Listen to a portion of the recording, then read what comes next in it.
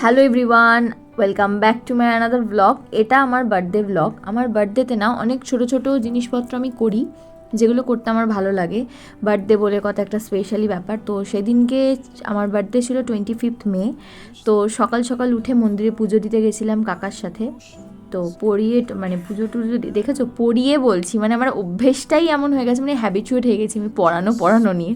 যাই হোক, সকালবেলা উঠে আমি মন্দিরে পুজো দিতে গেছিলাম, আর সেটা সানডে ছিল। তো মায়ের সাথে তারপর ওখান থেকে এলাম, এসে আমি ফার্স্ট টাইম মাছের বাজারে গেছি। ফার্স্ট টাইম, আমি কোনো দিন যাইনি, এটা আমার মানে 26 আমি পড়লাম। তো সেখান থেকে মানে আমি এই ফার্স্ট টাইম মাছের বাজারে গিয়ে মাছ কিনে আনলাম মায়ের সাথে। তো আমি দারুণ বার্গেনিং করেছি, আমার খুব ভালো লেগেছে গিয়ে। তারপর সবজি বাজার কিছু করে নিয়ে এলাম। বাবার যাওয়ার কথা ছিল কিন্তু বাবা যায়নি বলে আমি আর মা গেলাম। তারপরে এই যে বাড়ি ফিরলাম। মাছের বাজারে গেছি ক্রপ টপ অ্যান্ড কার্গো করে, সেটাই একটা রগড়ে ব্যাপার হয়ে গেছিলো আমাদের বাড়ির মধ্যে। মাছের বাজার যাচ্ছিস এরকমভাবে, আমি ফার্স্ট টাইম যাচ্ছি তো তাই এরকমভাবে যাচ্ছি। তো যাই হোক, তারপর আমার বার্থডে নিয়ে আমার থেকে বেশি এক্সাইটেড থাকে আমার স্টুডেন্ট। এ হচ্ছে সোহম, ক্লাস 10-এ পড়ে। তো ও প্রচণ্ড এক্সাইটেড থাকে। ও কেন, বাদবাকি যারা থাকে তারা সবাই এক্সাইটেড থাকে আমার থেকেও বেশি।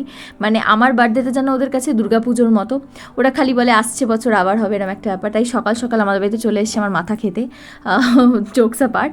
মানে সকালবেলা এসছে দেখা করার জন্য। তো ওরা আসেই, সারাটা দিন আমার সাথেই থাকে। তো এইভাবেই ও এসে গল্প করলো, এই ওই সেই অনেক কথা বলছিল। এটাই বলছিল যে তুমি একটা দিনই নর্মাল হয়ে যাও, আবার মানে ঠিকঠাক হয়ে যাও, আবার নিজের রূপে ফিরে আসো পরের থেকে। তারপরে এই রান্নার পর্ব তোমাদের সাথে আমি শেয়ার করছি যা যা হচ্ছিলো। মানে আমি 2 বছর ধরে না বাড়িতে লাঞ্চ করছি না। লাঞ্চ করছি না মিন্স আমি এই সাজিয়ে গুছিয়ে লাঞ্চে যে খাওয়া দাওয়া হয় সেটা করছিলাম না। তো মা এবারে অনেক জোর জবরদস্তি করেছে যে না, এবারে আমি বাড়িতে তোকে করে খাওয়াবো। তো তাই জন্য অনেকগুলো আইটেম হয়েছিল।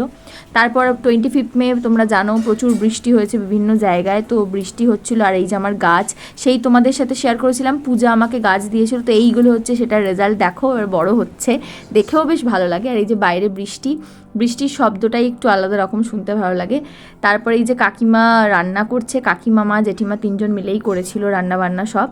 তারপর ওরা গেছিলো হচ্ছে কেক কিনে আনতে, যেটা আমাকে ওরা বলেনি, আমি পরে এসে দেখলাম কেক কিনেছি। এবং প্রচণ্ড বৃষ্টি হচ্ছিলো, তখনই ওরা রাস্তায় ছিল, উদ্রুম ভিজে গেছে। আর ওখান থেকে যে সানগ্লাস পরে উঁকি মারলো, ওকে তোমরা চেনো, এর আগেও আমার ব্লগে দেখেছো, ওর নাম জয়দীপ। তো ওরা 2জন মিলে গেছিলো। ওরা এসে এখানে মানে আমি ক্যামেরা খুললেই সোহম অনেক কথা বলতে থাকে। তো আমি ওকে এটাই বলছি, তুই এত কথা বলছিস তো আমি এটা ভয়েস ওভার দিয়ে দেবো, দেখ আমি এত কথা তো দেবই না। আর এখানে ওটা বলছিল যে সন্ধ্যেবেলা পর্যন্ত শরীরটা গেলে ভালো হয়, কারণ বৃষ্টিতে ভিজেছি, কালকে বোধহয় পড়াটা কামাই হবে। তারপর এই যে সবাই মিলে বসে পড়লাম খেতে। লাঞ্চে কী কী ছিল, প্রথমেই চাটনি দিয়েছিল, তারপরে পাবদা মাছ ছিল, পমফ্রেট মাছ ছিল, দই পোনা ছিল, চিংড়ি, আলু আর কপি দিয়ে তরকারি, 3 রকমের ভাজা, শুক্তো, ভাত,